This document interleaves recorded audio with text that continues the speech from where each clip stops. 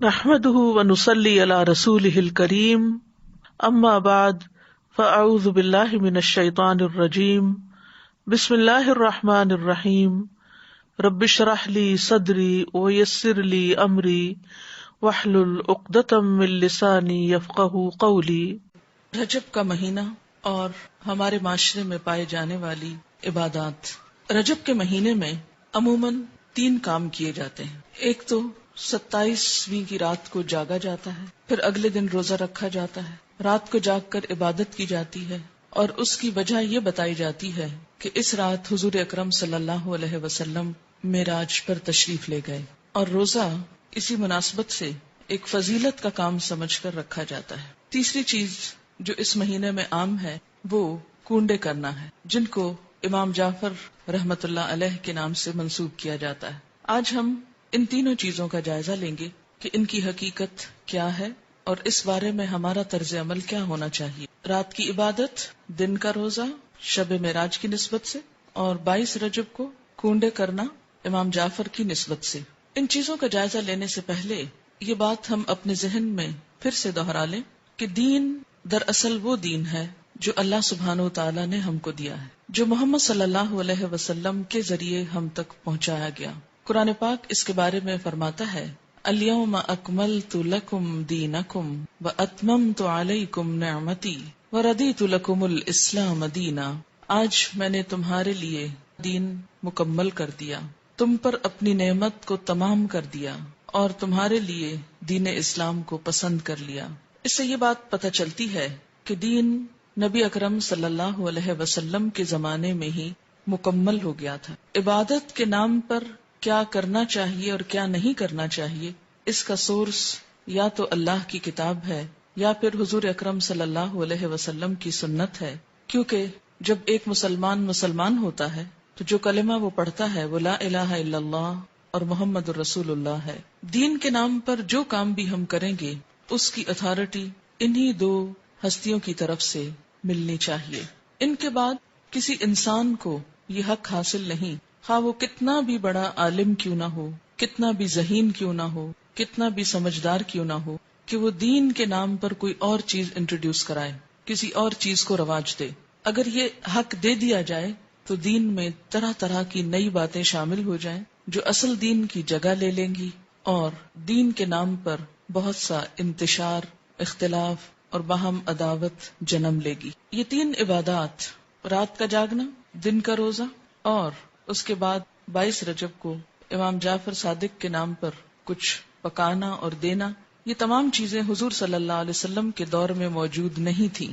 27 رجب کی رات، جسے عموماً شب معراج کہا جاتا ہے، اس میں آپ صلی اللہ علیہ وسلم کو اگر معراج نصیب ہوئی، اگر کا لفظ میں اس لیے بول رہی ہوں کہ اس تاریخ میں بھی اختلاف ہے، سال میں بھی اختلاف ہے، اس کا ذکر میں بعد میں کروں گی۔ اگر آپ کو معراج نصیب ہوئی بھی اس رات میں تو آپ صلی اللہ علیہ وسلم نے اسی رات جو مخصوص عبادت کی، اس کے بعد کبھی بھی ہر سال 27 رجب کو کوئی خاص عبادت نہیں کی، نہ ہی صحابہ کرام نے کبھی 27 رجب کی رات کو کوئی شب بیداری کی یا اس کی کوئی فضیلت بتائی۔ اسی طرح جہاں تک روزے کا تعلق ہے تو روزہ بھی سنت سے ثابت نہیں ہے، عزت افزائی کی جاتی۔ تو اس سے کیا پتہ چلتا ہے کہ اس رات میں شب بیداری اور اس دن میں روزے کی کوئی حقیقت نہیں۔ اسی طرح جہاں تک امام جعفر کے نام پر جو کونڈے دیے جاتے ہیں، تو بات یہ ہے کہ یہ تاریخ نہ تو امام جعفر رحمت اللہ علیہ کی پیدائش کی ہے اور نہ ہی آپ کی وفات کی ہے، لہٰذا ان کی طرف اس کی نسبت کا کوئی ثبوت ہی نہیں ملتا یا جواز ہی نہیں ملتا۔ امام جعفر رحمت اللہ علیہ کی ولادت ایک روایت کے مطابق 8 رمضان 80 ہجری میں ہوئی، یا 83 ہجری کی روایت بھی موجود ہے، 83 یا 80، اور وفات شوال کے مہینے میں 148 ہجری میں ہوئی۔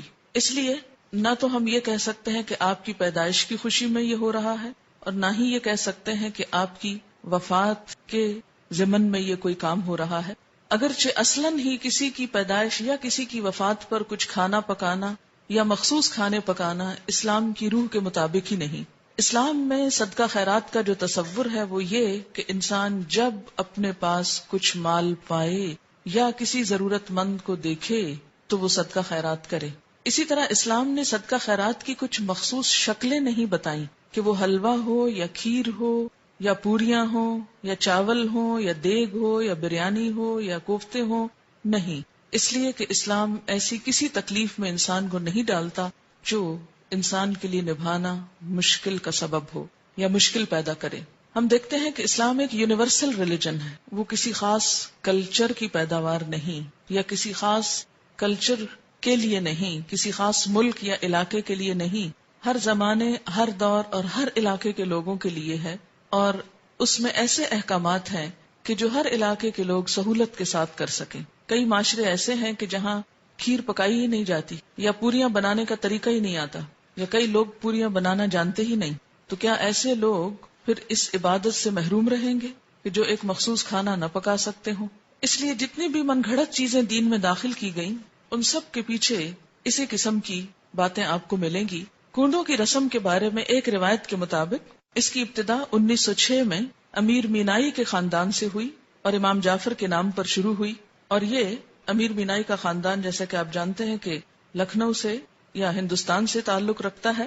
تو اس رسم کی تو ابتدا بھی عرب سے نہیں ہوئی یا جہاں اسلام کا اوریجن ہے وہاں سے نہیں آئی، تو اس کو اسلام یا دین کا حصہ یا نیکی یا عبادت آپ کیسے قرار دے سکتے ہیں؟ اگر آپ کو کسی کو بھی روح کو ثواب پہنچانا ہے، ان کے لیے صدقہ خیرات کرنا ہے، تو کوئی دن مقرر کرنے کی ضرورت نہیں. جب آپ کا دل چاہے اور جہاں آپ کا دل چاہے، جہاں آپ ضرورت سمجھیں وہاں آپ کر لیں. اور صرف چند مخصوص اشخاص کے لیے ہی نہیں، اس سے زیادہ کے لیے بھی آپ کر سکتے ہیں. پھر اسی طرح شب معراج، جس کا تعلق حضور صلی اللہ علیہ وسلم کے آسمان پہ جانے سے ہے، اس کی حقیقت کے بارے میں اور اس کی کچھ تفصیلات کے بارے میں آپ سے بات کروں گی. اگر کوئی شخص اس دن کو بہت اہمیت دینا ہی چاہتا ہے تو وہ بھی اپنے عمل پر غور کرے. ہم دیکھتے ہیں کہ اس تاریخ کے بارے میں بے شمار اختلافات ہیں، یعنی تاریخ یا مہینہ یا سال کے بارے میں یا اس کے اجزاء کے بارے میں تقریباً 36 اقوال ہیں. بعض کے خیال میں یہ ربیع الاول میں ہوئی، بعض نے رمضان کا مہینہ قرار دیا، بعض نے ہجرت سے 1 سال پہلے، بعض نے 1 سال 6 ماہ کہا، بعض نے 1 سال 5 ماہ کہا، کسی نے 1 سال 2 ماہ کہا، کسی نے 3 ماہ کہا، کسی نے 1 سال 4 ماہ کہا. یعنی بے شمار اقوال ہیں اس کے بارے میں. ایسا کیوں ہے کہ ایک اتنا بڑا واقعہ ہوا اور اس کی تاریخ بھی صحیح معلوم نہیں؟ تو اس کی بنیادی وجہ کیا ہے؟ اس کی بنیادی وجہ یہ ہے کہ اسلام کے دور اول میں لوگوں کو تاریخوں سے زیادہ دلچسپی نہیں تھی. وہ تاریخیں صرف یاد رکھتے تھے حج کی یا رمضان کی، جس میں مخصوص عبادات کرنا ہوتی تھی. اس کے علاوہ کون کس دن فوت ہوا، کس دن پیدا ہوا، یہ چیزیں ان کے نزدیک کچھ بہت اہمیت کی حامل نہیں تھی. یا کون سا واقعہ کس دن ہوا، وہ واقعے کو تو دیکھتے تھے، اس کی روح کو تو دیکھتے، لیکن اس کی تاریخ ان کے نزدیک ایک غیر اہم چیز تھی، کیونکہ ان کے ہاں دن منانے کا رواج ہی نہیں تھا. صحابہ کرام کے اندر ہمارے معاشرے کی طرح دن منانا، اینیورسریز اور اسی طرح برسی اور ولادت کے دن، یہ تمام چیزیں اس کلچر کا حصہ نہیں تھی، یعنی اسلامی کلچر کا. بیسیکلی اسلام میں جو اہم دن ہیں جیسے عیدیں ہیں یا مہینے ہیں، رمضان اور حج کا مہینہ ہے، یا اسی طرح کچھ اور مہینوں کی فضیلت ہے جیسے محرم کے روزوں کی فضیلت ہے، یا ذوالحج کے ابتدائی عشرے کے روزوں کی فضیلت ہے، یا شعبان کے روزوں کی فضیلت ہے، یا ہر مہینے 3 دن ایام 20 کے روزے کی بات آئی ہے. یہ دن تو شریعت نے خود مقرر کر دیے، لیکن اس کے علاوہ باقی چیزیں بعد کے دور میں پیدا ہوئیں. ان کو دین کا حصہ بنا لینا اور ان کے اوپر اس طرح پابندی سے عمل کرنا جیسے نماز کی پابندی کی جاتی ہے، تو یہ دین میں نئی روایات پیدا کرنے کے برابر ہوگا. اگر ہم ایک مشہور روایت کے مطابق مان ہی لیں کہ یہ رات معراج کی رات ہے، تو آئیے دیکھتے ہیں کہ معراج کی رات میں آپ صلی اللہ علیہ وسلم کو کیا کچھ دکھایا گیا.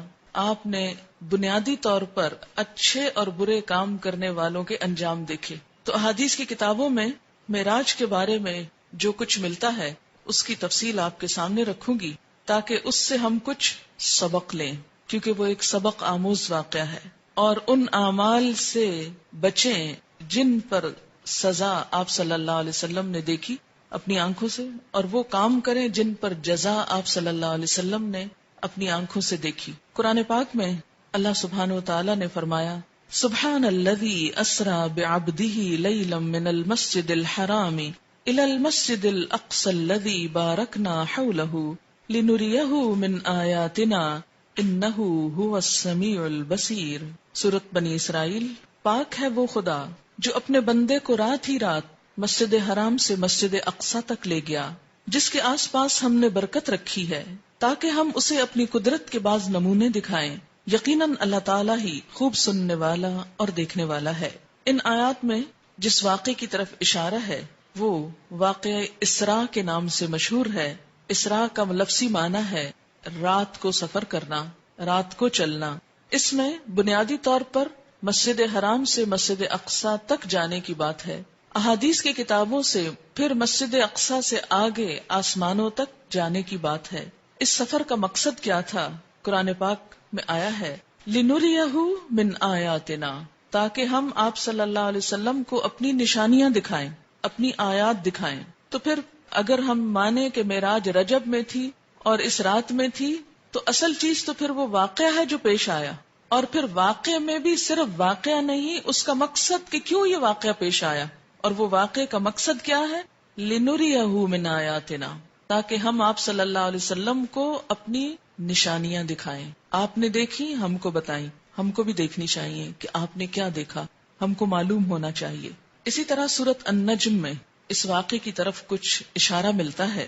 وَالنَّجْمِ إِذَا هَوَى مَا ضَلَّ صَاحِبُكُمْ وَمَا غَوَى وَمَا يَنطِقُ عَنِ الْهَوَى إِنْ هُوَ إِلَّا وَحْيٌ يُوحَى عَلَّمَهُ شَدِيدُ الْقُوَى ذُو مِرَّةٍ فَاسْتَوَى وَهُوَ بِالْأُفُقِ الْأَعْلَى ثُمَّ دَنَا فَتَدَلَّى فَكَانَ قَابَ قَوْسَيْنِ أَوْ أَدْنَى فَأَوْحَى إِلَى عَبْدِهِ مَا أَوْحَى مَا كَذَبَ الْفُؤَادُ مَا رَأَى أَفَتُمَارُونَهُ عَلَى مَا يَرَى وَلَقَدْ رَآهُ نَزْلَةً أُخْرَى عِندَ سِدْرَةِ الْمُنْتَهَى عِندَهَا جَنَّةُ الْمَأْوَى إِذْ يَغْشَى السِّدْرَةَ مَا يَغْشَى مَا زَاغَ الْبَصَرُ وَمَا طَغَى لَقَدْ رَآى مِنْ آيَاتِ رَبِّهِ الْكُبْرَى۔ ان آیات میں آپ صلی اللہ علیہ وسلم کے آسمانوں کی طرف جانے کا اور وہاں پر سدرۃ المنتہا اور اس کے آس پاس کی چیزوں کو دیکھنے کا اشارہ ملتا ہے۔ اور اس کے بھی آخر میں جو بات فرمائی گئی وہ کیا ہے؟ لقد رأى من آیات ربہ الکبریٰ۔ آپ صلی اللہ علیہ وسلم نے دیکھی کیا؟ اپنے رب کی بڑی بڑی نشانیاں۔ اور آپ کو معراج کیوں کروائی گئی تھی؟ آسمانوں پہ کیوں لے جایا گیا؟ یہ سب منظر کیوں دکھایا گیا؟ تاکہ آپ عین الیقین کچھ حقائق کو ملاحظہ فرمائیں اور پھر واپس آ کر لوگوں کو بتائیں اور لوگ ان سے فائدہ اٹھائیں۔ اس کا ترجمہ ہے، قسم ہے ستارے کی جب وہ جھکے کہ تمہارے ساتھی نے نہ راہ گم کی ہے اور نہ ٹیڑھی راہ پر ہے اور نہ اپنی نفسانی خواہش سے کوئی بات کہتے ہیں۔ یعنی یہ پہلے ہی وضاحت کر دی گئی کہ آپ اپنی کوئی من گھڑت دل کی باتیں نہیں کرتے۔ وہ قرآن تو صرف وہی ہے جو اتاری جاتی ہے، اسے پوری طاقت والے فرشتے نے سکھایا ہے جو زور آور ہے۔ وہ سیدھا کھڑا ہو گیا اور وہ بلند آسمان کے کناروں پر تھا، یعنی فرشتہ، پھر نزدیک ہوا اور اتر آیا، پس 2 کمانوں کا فاصلہ رہ گیا بلکہ اس سے بھی کم۔ پس اس نے خدا کے بندے کو پیغام پہنچایا جو بھی پہنچایا۔ جو دیکھا اس میں پیغمبر کے دل نے جھوٹ نہیں کہا۔ کیا تم جھگڑا کرتے ہو اس پر جو پیغمبر دیکھتے ہیں؟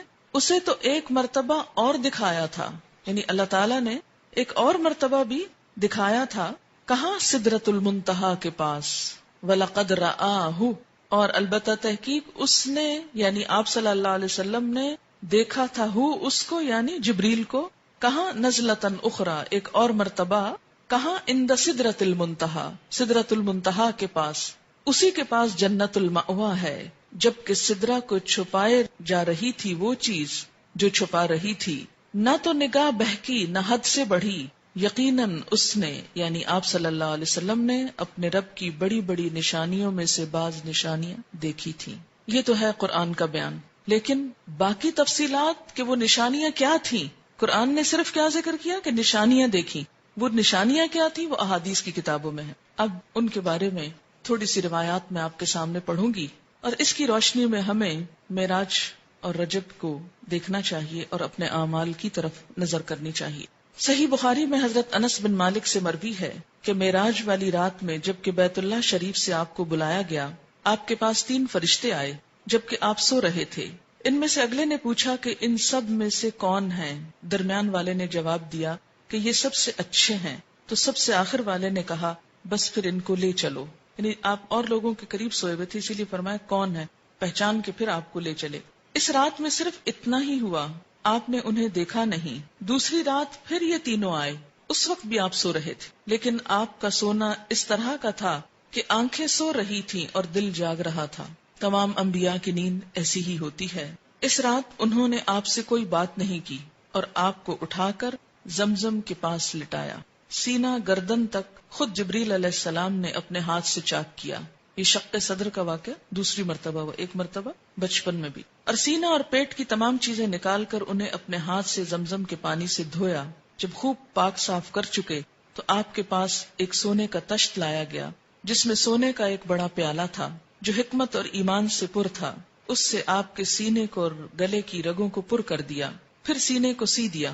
اس دور میں تو یہ بات جب آپ نے بتائی تو لوگوں کے ایمان ہل گئے اور لوگوں کو سمجھنے بھی مشکل ہو گئی. اگر اس دور کے لوگوں کو یہ بتایا جاتا کہ 1400 سال بعد کچھ لوگ ایسے پیدا ہوں گے جو عام انسانوں کے بھی سینے چیر کر ان کے دل نکال کر بدلیں گے تو ان کے ایمان شاید متزلزل ہو جاتے اور کوئی یقین نہ کرتا.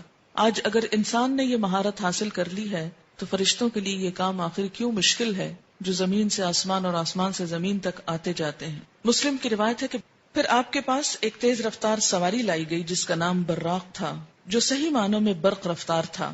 منتہائے نظر پر ایک قدم رکھتا تھا، یعنی اس کا ایک قدم کہاں ہوتا تھا کہ جہاں نگاہ جا کے ٹکتی تھی، ایک یہاں اور ایک وہاں، یعنی اتنا تیز رفتار. حضرت جبریل علیہ السلام نے اس کو پکڑ کر حضور صلی اللہ علیہ وسلم کو سوار ہونے کے لیے کہا. آپ نے سوار ہونے کا جب ارادہ کیا تو وہ براق کسی قدر شوخی اور تیزی کرنے لگا.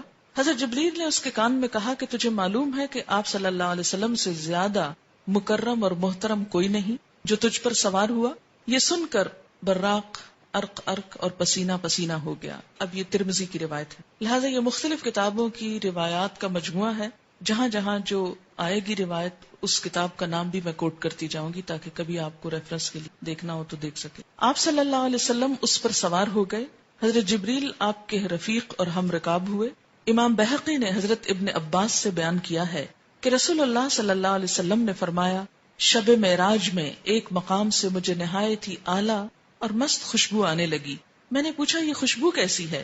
جواب ملا کہ فرعون کی لڑکی کی مشاطہ کہتے ہیں جو کنگھی کرتی، جیسے پارلر میں کام کرنے والی جیسے لڑکیاں ہوتی، تو اس کے دربار میں یہ ایک بیوٹیشن تھی، وہ سمجھے، یا مشاطہ، اور اس کی اولاد کے محل کی ہے.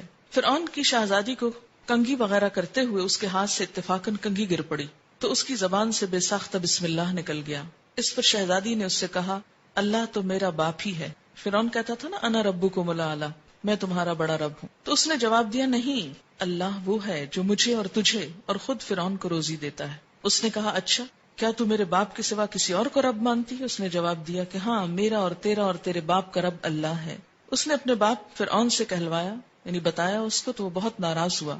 اسی وقت برسر دربار بلوا بھیجا اور کہا کیا تو میرے سوا کسی اور کو اپنا رب مانتی ہے؟ اس نے کہا ہاں، میرا اور تیرا رب اللہ ہی ہے جو بلندیوں اور بزرگیوں والا ہے. فرعون نے پھر اسی وقت حکم دیا کہ تانبے کی جو دیگ بنی ہوئی ہے اسے خوب تپایا جائے. جب وہ بالکل آگ جیسی ہو جائے تو اس کے بچوں کو اس میں ایک ایک کر کے ڈال دیا جائے، خود اسے بھی اسی میں ڈال دیا جائے. فرعون کے بارے میں قرآن میں آتا نا انہ طغی، سرکش ہو گیا ہے اور بہت شدید قسم کی سزائیں دیتا تھا اپنے لوگوں. چنانچہ وہ گرم کی گئی. جب وہ آگ جیسی ہو گئی تو حکم دیا کہ اس کے بچوں کو اس میں ڈال دیا جائے. اس نے کہا بادشاہ ایک درخواست میری منظور کرو، وہ یہ کہ میری اور میرے بچوں کی ہڈیاں ایک ہی جگہ ڈال دینا. فرعون نے کہا تیرے حقوق میرے ذمے کچھ ہیں اس لیے یہ منظور ہے، نہیں تو ہماری خدمت گار ہے اس لیے تمہاری یہ بات پوری کر دوں گا. جب وہ اور اس کے بچے اس میں ڈال دیے گئے اور سب جل کر راکھ ہو گئے تو سب سے چھوٹے بچے کی باری آئی جو ماں کی چھاتی سے لگا ہوا دودھ پی رہا تھا. فرعون کے سپاہیوں نے جب اسے گھسیٹا تو اس نیک بندی کی آنکھوں تلے اندھیرا چھا گیا. خدا نے اس بچے کو اس وقت زبان دی. اس نے بآواز بلند کہا اماں جان افسوس نہ کرو، ذرا برابر بھی پس و پیش نہ کرو، حق پر جان دینا ہی سب سے بڑی نیکی ہے. چنانچہ اسے صبر آ گیا، اسے بھی اس میں ڈال دیا گیا اور آخر میں ان بچوں کی ماں کو بھی، رضی اللہ عنہم اجمعین. یہ خوشبو کی مہکیں اسی کے جنتی محل سے آ رہی ہیں.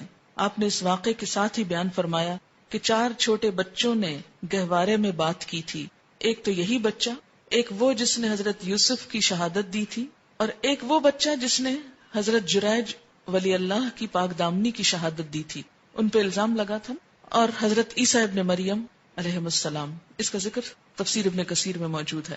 اس کے بعد براق لایا گیا دوبارہ، آپ اس پر سوار ہو کر آسمان تک پہنچے، پہلے آسمان تک. جبریل علیہ السلام نے آسمان کا دروازہ کھلوایا، فرشتوں کی طرف سے پوچھا گیا کون ہے؟ حضرت جبریل نے فرمایا میں جبریل ہوں. پوچھا گیا ساتھ کون ہے؟ بتایا گیا محمد صلی اللہ علیہ وسلم ہے. پوچھا گیا ان کے پاس پیغام الہی دے کر بھیجا گیا؟ جبریل نے کہا ہاں. یہ بخاری کی روایت ہے. یعنی پھر آپ کے لیے دروازہ کھولا گیا.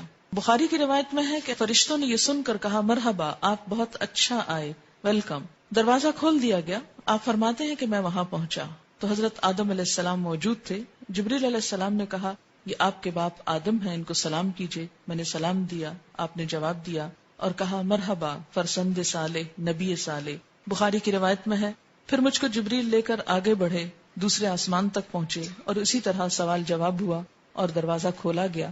وہاں آپ کو عیسیٰ علیہ السلام اور یحییٰ علیہ السلام ملے، جو دونوں باہم خالہ زاد بھائی بھی ہیں. جبریل علیہ السلام نے کہا یہ یحییٰ اور عیسیٰ علیہ السلام ہیں، ان کو سلام کیجئے. میں نے سلام کیا، دونوں نے جواب دیا. پھر کہا کہ مرحبا برادر صالح اور نبی صالح، اور پھر اسی طرح ان سے کچھ باتیں ہوئیں. اور ان کو برادر اس لیے کہا گیا، بھائی اس لیے کہا گیا کہ آپ ان کے ڈسینڈنٹ نہیں، یعنی وہ دوسری نسل سے ہیں. بخاری میں ہے کہ مجھ کو جبریل علیہ السلام تیسرے آسمان کی طرف لے کر چڑھے اور دروازہ کھلوایا. پوچھا گیا کون؟ جبریل نے کہا میں ہوں. پوچھا گیا تمہارے ساتھ کون؟ انہوں نے کہا محمد صلی اللہ علیہ وسلم. پوچھا گیا ان کے پاس پیغام الہی ہے؟ جبریل نے کہا ہاں. فرشتوں نے کہا مرحبا، آپ بہت اچھا آئے. دروازہ کھولا گیا. وہاں پہنچا تو دیکھا کہ یوسف علیہ السلام موجود ہیں. جبریل علیہ السلام نے کہا یہ یوسف علیہ السلام ہے، ان کو سلام کیجئے. میں نے سلام کیا، انہوں نے جواب دیا. انہوں نے کہا مرحبا برادر صالح اور نبی صالح، کیونکہ وہ بھی بنی اسرائیل میں سے تھے اس لیے بھائی کہہ رہے ہیں. بخاری کی روایت میں کہ جبریل علیہ السلام مجھ کو لے کر آگے بڑھے، چوتھے آسمان پر اسی طرح سوال جواب ہوا اور وہاں پر حضرت ادریس علیہ السلام موجود تھے. سلام دعا ہوئی اور اسی طرح کہا برادر صالح اور نبی صالح. پھر جبریل علیہ السلام آگے بڑھے پانچویں آسمان تک، وہاں بھی اسی طرح سلام دعا ہوا. وہاں پر ہارون علیہ السلام موجود تھے، انہوں نے بھی برادر صالح اور نبی صالح کہہ کر ویلکم کیا. پھر آگے چڑھے چھٹے آسمان تک، دروازہ کھلوایا گیا اور اسی طرح سوال جواب ہوا. اور یہاں پر موسیٰ علیہ السلام تھے. جب وہ ان کو چھوڑ کر آگے بڑھے تو وہ رونے لگے. پوچھا کیا ہے، آپ کے رونے کی وجہ کیا ہے؟ انہوں نے کہا میں اس لیے روتا ہوں کہ ایک نوجوان پیغمبر میرے بعد مبعوث ہوئے جن کی امت کے جنت میں داخل ہونے والے میری امت کے جنت میں داخل ہونے والوں سے زیادہ ہوں گے. تو مجھ کو اپنی امت پر حسرت ہے، یعنی بنی اسرائیل پر، کہ انہوں نے میرا اس طرح اتباع نہ کیا جس طرح حضور صلی اللہ علیہ وسلم کی امت آپ کی اطاعت کرے گی. اسی لیے میری امت کے ایسے لوگ جنت سے محروم رہے تو ان کے حال پہ رونا آتا ہے. پھر ساتویں آسمان پر پہنچے تو وہاں پر ابراہیم علیہ السلام کو پایا. کہا گیا ان کو سلام کیجئے. آپ نے ان کو سلام کیا. انہوں نے کہا فرزند صالح اور نبی صالح، یعنی بیٹا کہہ کے پکارا. اور آپ اپنی کمر بیت المعمور سے ٹیک کر بیٹھے ہوئے تھے. ایک اور حدیث میں آتا ہے نا کہ ساتویں آسمان پر بیت المعمور ہے، خانہ کعبہ کی طرح، اور وہاں ہر روز 70,000 فرشتے طواف کرتے ہیں. تو ابراہیم علیہ السلام نے چونکہ دنیا میں بیت اللہ بنایا تو اس کے اعزاز میں آپ کو ساتویں آسمان پر جو بیت اللہ ہے وہاں پر رکھا گیا. مسلم کی روایت ہے کہ بیت المعمور میں ہر روز 70,000 فرشتے داخل ہوتے ہیں. بخاری کی روایت میں یوں ہے کہ میں ایک ایسے ہموار میدان میں پہنچا جہاں میں نے قلموں کے لکھنے کی آواز سنی. اللہ تعالیٰ نے مجھ پر اور میری امت پر 50 وقت کی نمازیں فرض کی. مسند احمد کی روایت میں ہے کہ سورۃ بقرہ کی آخری آیتیں کون سی بلا؟ آمن الرسول، وہ مجھ کو عنایت ہوئی. اور یہ بات کہ جو شخص آپ کی امت میں سے اللہ تعالیٰ کے ساتھ کسی کو شریک نہ کرے اس کے گناہ معاف ہو جائیں گے. مسلم میں ہے کہ آپ سے یہ وعدہ بھی کیا گیا تھا کہ جو شخص کسی نیکی کا ارادہ کرے اور کسی وجہ سے نہ کر سکے تب بھی اس کو ایک نیکی کا ثواب ملے گا، اور جب گناہ کا ارادہ کرے اور اس گناہ کو نہ کرے تو گناہ نہیں لکھا جائے گا، اگر کیا تو ایک ہی گناہ لکھا جائے گا. بعض روایات سے یہ پتہ چلتا ہے کہ آپ نے اللہ تعالیٰ کو بھی دیکھا، لیکن جو زیادہ ترجیح والی روایات ہیں وہ کیا ہیں کہ آپ صلی اللہ علیہ وسلم نے صرف کلام فرمایا. آپ نے جنت اور دوزخ کو دیکھا. جہنم میں زیادہ تر ناشکر گزار عورتیں نظر آئیں، جنت میں زیادہ تر غرباء اور مساکین دکھائی دیے. بہرحال آپ نے بہت سے عجائبات، اللہ کی نشانیوں کو دیکھا اور واپس ہوئے. واپس آتے ہوئے موسیٰ علیہ السلام سے ملاقات ہوئی تو انہوں نے دریافت کیا کہ آپ کو کیا حکم ملا. میں نے کہا ایک دن رات میں مجھ پر اور میری امت پر 50 نمازیں فرض کی گئی. حضرت موسیٰ نے فرمایا آپ کی امت ایک دن رات میں 50 نمازیں نہ پڑھ سکے گی. میں بنی اسرائیل سے خوب تجربہ کر چکا ہوں. آپ اپنے رب کے پاس واپس جائیے, کمی کی درخواست کیجیے. موسیٰ علیہ السلام کے فرمانے پر میں اللہ تعالیٰ کے پاس واپس گیا اور کمی کی درخواست کی. اللہ تعالیٰ نے میری درخواست کو قبول کیا, نمازوں میں تخفیف فرمائی. میں واپس آیا تو موسیٰ علیہ السلام نے پوچھا کتنی کم ہوئی؟ میں نے کہا 10. انہوں نے کہا ابھی بھی بہت ہے, واپس جائیے. پھر اللہ تعالیٰ نے 10 اور کم کر دی. پھر میں واپس آیا, پوچھا اب کتنی ہیں؟ تو ان کے دریافت کرنے پر میں نے کہا کہ اتنی نمازوں کی کمی ہو گئی. موسیٰ علیہ السلام نے کہا پھر جاؤ اور کمی کراؤ. پھر معافی کی اپیل کی گئی اور اس طرح پھر 10 اور ایک دفعہ میں 5 اور باقی 5 رہ گئی. موسیٰ علیہ السلام نے کہا ابھی بھی کمی کراؤ, کہ لوگ 5 بھی نہیں پڑھیں گے. میں نے کہا مجھے اب شرم آتی, جتنا اللہ تعالیٰ نے فرض کیا میں اس پہ راضی ہوں. آپ فرماتے ہیں کہ جب میں وہاں سے واپس آیا تو ایک پکارنے والے نے پکار کر کہا میں نے اپنا فرض پورا کر دیا, بندوں سے تخفیف کر دی, 5 نمازیں 50 کے برابر ہیں. پھر میں جہاں سے گیا تھا وہیں واپس آ گیا. اور جس وقت واپس آ کر آپ نے لوگوں کو خبر دی تو بہت سے ایمان والوں کے ایمان متزلزل ہو کہ یہ کیسے ممکن ہے. اور ہو سکتا ہے کہ اب بھی یہ باتیں سن کر بہت سے لوگوں کے دل ہل گئے ہوں کہ یہ بھلا کیسے ہو سکتا ہے کہ آپ نے یہ سب کچھ دیکھ لیا. بات یہ ہے کہ مشکل اسی وقت ہو سکتی ہے جب انسان اللہ تعالیٰ کی قدرت پر شک کرے, اور اگر اس بات کا یقین ہو کہ اللہ کے ہاں کچھ بھی مشکل نہیں, کن کہہ کے وہ کچھ بھی کر سکتا ہے, کسی سے کرا سکتا ہے, ایک اشارے میں اوپر سے نیچے اور نیچے سے اوپر تہ و بالا ہر چیز کو کر سکتا ہے. مسلم میں ہے کہ حضور صلی اللہ علیہ وسلم فرماتے ہیں جب میں نے معراج کا یہ واقعہ مشرکین مکہ کو سنایا تو انہوں نے اس کی تردید کی اور تکذیب کی اور بیت المقدس کی علامتیں دریافت کرنا شروع کر دی کہ کیسا ہے بیت المقدس. تو اللہ تعالیٰ نے بیت المقدس کو میرے سامنے ظاہر فرمایا اور جو باتیں اور نشانیاں مشرکین دریافت کرتے میں دیکھ دیکھ کر بتاتا جاتا. ان تمام بیانات سے یہ بات یقینی طور پر ثابت ہو گئی کہ حضور صلی اللہ علیہ وسلم نے بحکم خدا مکہ سے بیت المقدس اور وہاں سے 7ویں آسمان پر تشریف لے جا کر اسی شب کو واپس تشریف لائے. آپ جسم سمیت گئے, جسم سمیت آئے.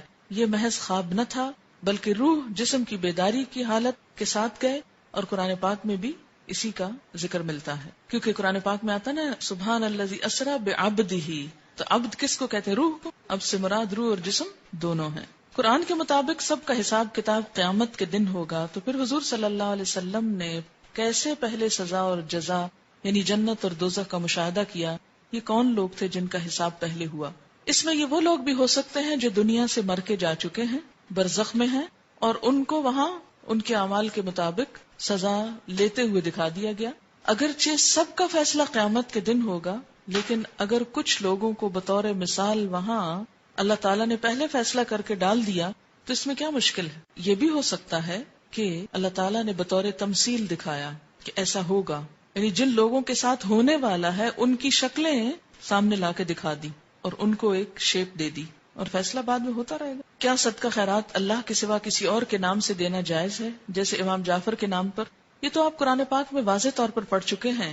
سورۃ البقرہ آیت 173 میں دیکھیے انما حرم علیکم المیتۃ والدم ولحم الخنزیر وما اہل به لغیر اللہ فمن اضطر غیر باغ ولا عاد فلا اثم علیہ ان اللہ غفور رحیم. بے شک اس نے حرام کیا تم پر مردار اور خون اور خنزیر کا گوشت اور جو پکارا گیا اس پر اللہ کے سوا کسی اور کے لیے, لغیر اللہ واسطے غیر اللہ کے, یعنی اللہ کے سوا کسی بھی نبی, رسول, ولی, کسی بزرگ, کسی نیک انسان کے نام پر کچھ دینا یعنی اس کی خوشی کے لیے یہ درست نہیں. ہاں کسی کی طرف سے صدقہ کرنا اس کی اجازت ہوتی, مثلا کسی کو ثواب پہنچانے کے لیے اگر کوئی شخص کچھ دیتا ہے تو وہ اور بات ہے.